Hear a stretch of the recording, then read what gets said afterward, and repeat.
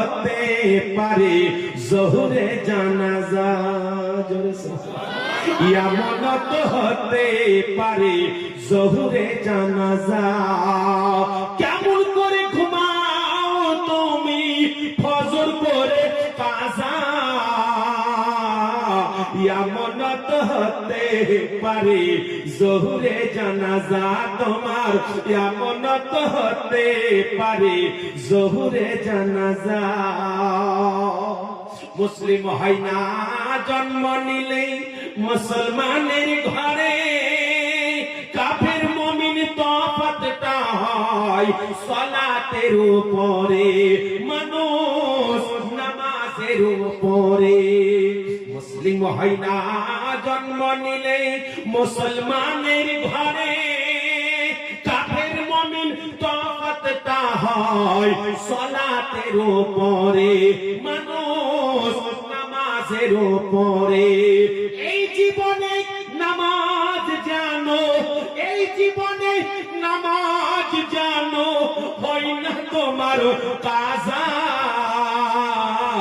এমনত হতে পারে জোহরে জানাজা তোমার, এমনত হতে পারে জোহরে জানাজা। জোরে সুবহানাল্লাহ। বেনামাজির লাশ কবরে রাখিবে যখন, মাটির চাপে পাঁজরের হাড় ভাঙবে রে তখন, মানুষ বুঝবি রে তখন। বেনামাজির লাশ কবরে রাখিবে যখন, মাটির চাপে পাঁজরের হাড় ভাঙবে রে তখন, মানুষ বুঝবি রে তখন। বিষাক্ত বই সাপের সবল, বিষাক্ত বই সাপের সবল, এমন করে একটা ছবল মারবে। দুনিয়াতে যদি সবল হয়ে যায়, ডাক্তার কোন মানুষ কিছু করে ভালো করে দিতে পারে, নচেত ইন্তেকাল হয়ে যাবে। এত জ্বালা সহ্য করতে পারবে আমার আব্বা জানিরা, ভাই জানিরা, ইন্তেকালের পরে কবরে যাবার পরে আল্লাহর তরফ থেকে যে সাপটা আসবে তাকে আযাবে ইলাহি বলা হয়। যখন ওই সাপে একবার দংশন করে নেবে, সেই সময় আর কোনদিন কাতরে মওত হবে না। মওত একবার হয়ে গিয়েছে দুনিয়া জমিনের উপরে, যখন ভিতরে চলে যাবে আর মওত হবে না। এত যন্ত্রণা, এত যন্ত্রণা, রোজ কিয়ামতের মাঠ পর্যন্ত যন্ত্রণা হবে। আবার যেন ওখানে বিচার করার পরে আপনাকে জাহান্নামে কিংবা জান্নাতে দেওয়া যাবে। যার জন্য কবি বলছে, বিষাক্ত ওই সাপের সবল, বেনামাজির সাজা, এমনত হতে পারে জোহরে জানাজা তোমার, এমনত হতে পারে জোহরে জানাজা। কেমন করে ঘুমাও তুমি ফজর করে কাজা, এমনত হতে পারে জোহরে জানাজা। জোরে সুবহানাল্লাহ।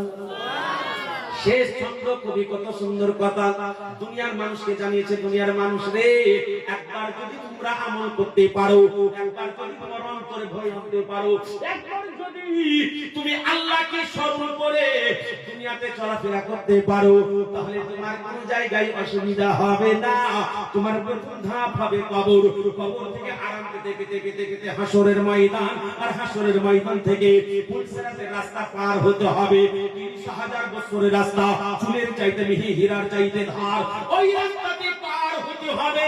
আল্লাহর নবী বলছে, শোনো, যখন তুমি কবরে নাজাত পেয়ে গেছো, প্রত্যেক জায়গাতে পার হয়ে যাবে।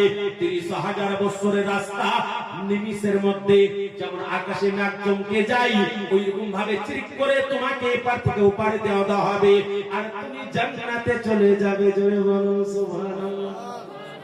বেনামাজি পাবে না হাই নবীর শাফায়াত, দোজখ হবে শেষ ঠিকানা, আঘাত আর আঘাত। মা বোনেরা বোনেরা, যখন আপনারা তরকারি রান্না করেন, মাংস রান্না করেন, তখন আদা দেন, তাই তো? আদা, ওই আদাটা গোটা দিয়ে দেয় না থাকলায়? না থাকলে রস বেরোবে না। ওই রকম দোজকে কবর থেকে শুরু ঠাঠানি, ওই ঠাঠান থেকে যদি বাঁচতে চাও আমার বাচ্চাটা ভাই, আমার মা বোনেরা, তাহলে হুঁশিয়ার হয়ে যান, সাবধান হয়ে যান। যার জন্য কবরবাসীর জন্য আমার নবী জানিয়ে দিচ্ছেন, বেনামাজি পাবে না হয় নবীর শাফায়াত, দোজখ হবে শেষ ঠিকানা, আঘাত আর আঘাত, মানুষ আঘাত আর আঘাত, হাসর মিজান পুলসিরাতে। দয়ার নবী, মায়ার নবী হাবিবুল্লাহ চোখের পানি গড়িয়ে বলছে, উম্মতি রে, তোমরা আমাকে ভুলে থাকছো, আমি রাসূলুল্লাহ তোমাকে ভুলে থাকি না, আমাকে খোঁজ করবে তোমরা। ইয়া রাসূলুল্লাহ কোথায়? বলে হাসরের ময়দানে আমাকে খোঁজ করবে। আমি তিনটা জায়গাতে থাকবো, যেই জায়গাতে আমার উম্মতির গুনাহকে ওজন করা হবে, নেকিকে ওজন করা হবে, আমি সেই জায়গায় থাকবো। ইয়া রাসূলুল্লাহ এই জায়গাতে যদি না পাই, বলে আমার উম্মতি এক ফোঁটা পানির জন্য ছটফট ছটফট করবে। সেই সময় আমার উম্মতিকে আমি হাউজে কাউসারের পানি পান করাবো, আমি কাউসারে থাকবো। ইয়া রাসূলুল্লাহ সেখানে যদি না পাই, নবী আমার বলছেন, উম্মতি গো, তুমি শেষ জায়গা যাবে, সেটা হবে পুলসিরাতের রাস্তা, ওই জায়গাতে আমি থাকবো। আল্লাহর নবী তো জাহানের হাবিব হাবিবুল্লাহ বলেন, ওই জায়গাতে কারা পাবে? আমাকে খোঁজে যারা নামাজি হবে তারাই যেন পাবে। যার জন্য কবি বলছেন, দুনিয়ায় নামাজি পাবে না হয় নবীর শাফায়াত, দোজখ হবে শেষ ঠিকানা, আঘাত আর আঘাত, মানুষ আঘাত আর আঘাত, হাসর মিজান পুলসিরাতে, হাসর মিজান পুলসিরাতে, নাই তো কোনো জাযা। এমন তো হতে পারে জোহরে জানাজা তোমার, এমন তো হতে পারে জোহরে জানাজা। কেমন করে ঘুমাও তুমি ফজর করে কাজা, এমন তো হতে পারে জোহরে জানাজা তোমার, এমন তো হতে পারে জোহরে জানাজা। আল্লাহুম্মা সাল্লি আলা